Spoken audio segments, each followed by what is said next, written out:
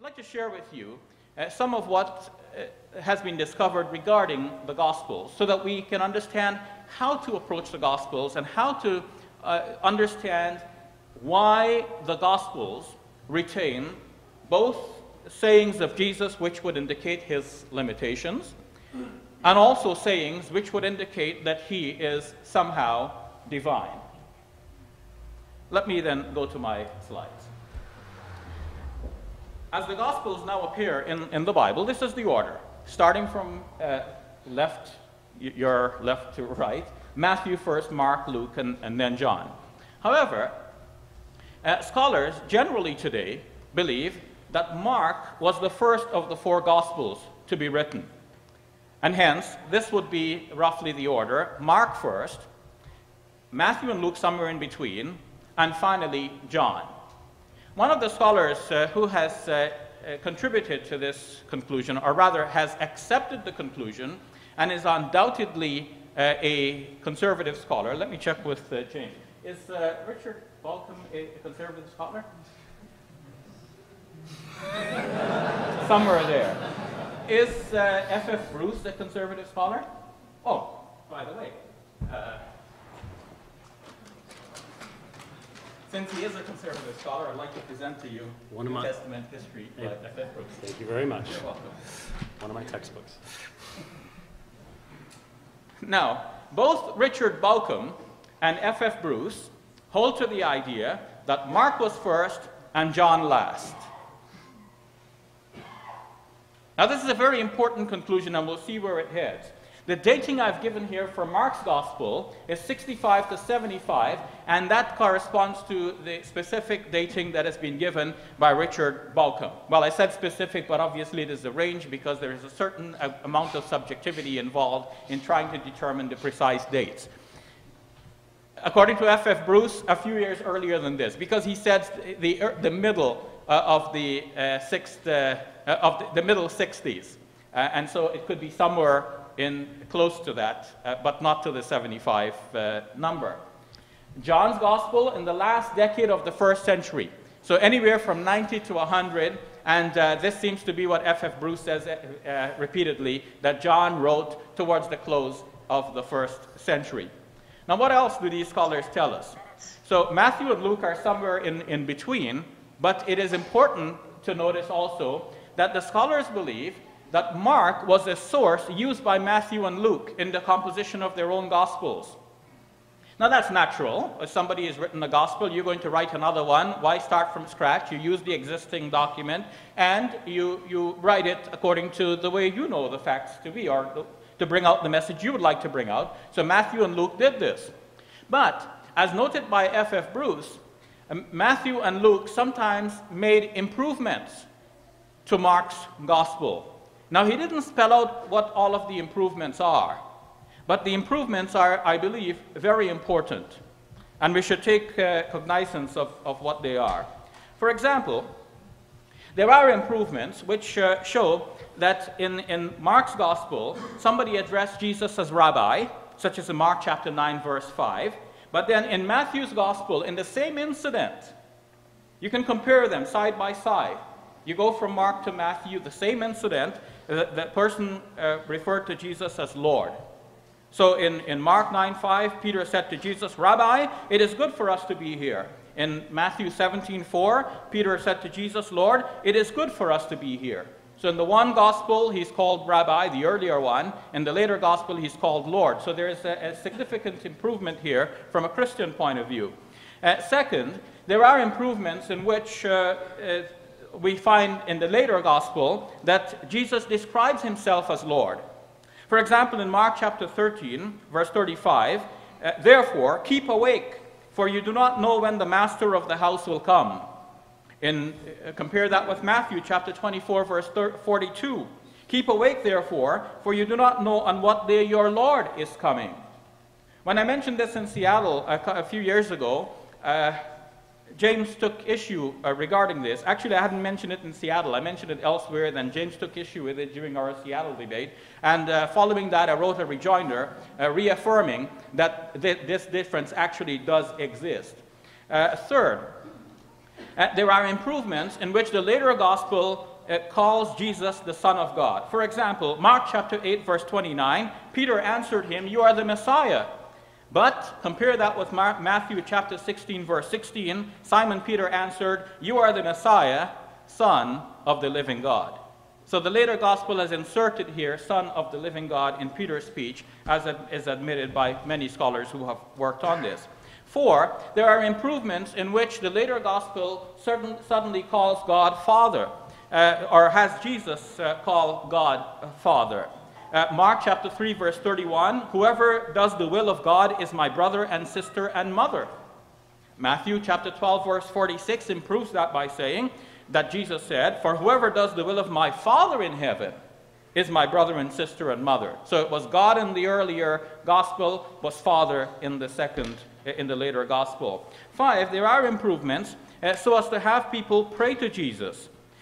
For example, when a storm broke out, Jesus was asleep in the stern, and the disciples came up to Jesus and awoke him, according to Mark's gospel, Mark chapter 4, verse 38, and they said to him, "Teacher, do you not care that we are perishing?" What did they call Jesus? Teacher. Again, "Teacher, do you not care that we are perishing?" In Matthew chapter 8, verse 25, same incident, they approached Jesus and they said, "Lord, save us, we are perishing." What did they call him this time? Lord. It's the same incident, just the later gospel. The situation has been changed, or the wording has been changed. Then there are improvements to reduce Jesus' emphasis on one God. In Mark chapter 12, verse 29, Jesus was asked, "What is the first and the greatest commandment?" And this is what he said. "The first is, Hear, O Israel, the Lord our God, the Lord is one. You shall love the Lord your God with all your heart and with all your soul and with all your mind and with all your strength." So he repeated basically what is known as the Shema Israel, which pious Jews will repeat twice a day, reminding themselves that there is only one God, Yahweh, as to use the name that James already used here tonight, or Jehovah, to use another spelling of the same name. Whether that is right or not, that's a different question, but it's popular. Some say Jehovah, some say Yahweh. According to Deuteronomy chapter 6, verse 4, "Hear, O Israel, the Lord your God, the Lord is one." The name there that is translated as the Lord is Yahweh, or Jehovah. So it really sounds in the New Jerusalem Bible, "Hear, O Israel, Yahweh, your Lord, is one Yahweh. Jehovah, your Lord, is one Jehovah." In fact, in Deuteronomy, it also says, "Besides him, there is no other." Jesus is repeating the same as the first commandment in Mark's gospel. But then the same story is told in Matthew's gospel. What has happened to the first commandment is just not mentioned. In Matthew chapter 22, verse 37 and 38, Jesus just simply said the part about loving your Lord with all your heart and all your soul and with all your mind. And he said, "This is the greatest and the first commandment." But that's not true. That is not the first commandment. The first commandment is, as it was mentioned in Mark, the earlier of these two gospels. Finally, or last but one, there are improvements to reduce the distinction which Jesus made between himself and God. For example, in Mark 10:18, a man had come up to Jesus and called him "Good teacher." And Jesus then replied, "Why do you call me good? No one is good but God alone." But in Matthew 19:17, the same incident is there, and the man approached Jesus and asked him, what good deed must I do? I have to start over. See, in Mark's gospel, the man comes up to Jesus and says, "Good teacher." But in Matthew's gospel, the man comes up to Jesus and says, "Teacher, what good 3 deed?" minutes. So, whereas in Mark's gospel, he calls Jesus good, so then Jesus replies, "Why do you call me good?" In Matthew's gospel, he only asks about what is good, and so Jesus says, "Why do you ask me about what is good?" So Jesus does not repudiate the title in Matthew's gospel. According to James Dunn, Matthew here has modified not only the response, but in order to get the modified response, he also modified the man's question. Finally, there are improvements to cover the human limitations of Jesus.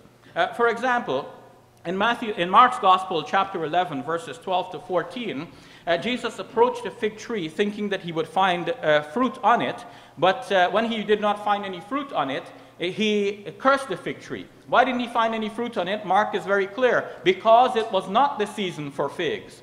But then in Matthew's Gospel, chapter 21, verse 18, the situation is changed.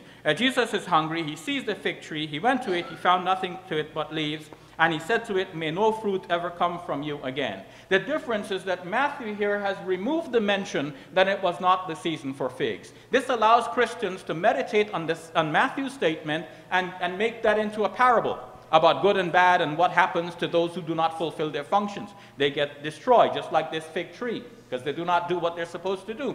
But as Mark's Gospel makes it plain, the reason there were no figs is because it was not the season for figs, and therefore it appears that Jesus here has made a mistake, and which is natural for a human being. Muslims would not have any difficulty accepting that such an error could occur. Finally, in the minute that I have remaining, when we go to John's Gospel, we see that in John's Gospel, the situation has improved even further. Now, we go apart from these three Gospels to John's Gospel, and we notice that now Jesus, suddenly, the whole thing is rewritten. So whereas, in fact, in Mark's Gospel, you will find, for example, that Jesus is praying in the Garden of Gethsemane, indicating that he has a will different from that of the Father, but nevertheless he submits his will. In John's Gospel, we're told that Jesus wouldn't pray like that. In John 13, when Jesus enters Jerusalem, or when he approaches Jerusalem, he says, "Now my soul is troubled, and what shall I say? Father, save me from this hour? No, it is for this very reason that I came to this hour." So this is a very different presentation in John's Gospel. John doesn't have the Garden of Gethsemane prayer in which Jesus says, "Save me from this hour." In John, Jesus wouldn't pray like that. In the other Gospels, Judas Iscariot is necessary for surrendering Jesus to the authorities. But in John's Gospel, John has Jesus handing himself over to the authorities. They do not dare arrest him, just his voice blows them over. Right from the very beginning in the Gospel according to John, John the Baptist declares that Jesus is the Lamb of God who takes away the sin of the world. So we have here a developing Christology over time. Why did the early Christians think that Jesus is God? It's because largely John's Gospel and this development over time. Thank you very much.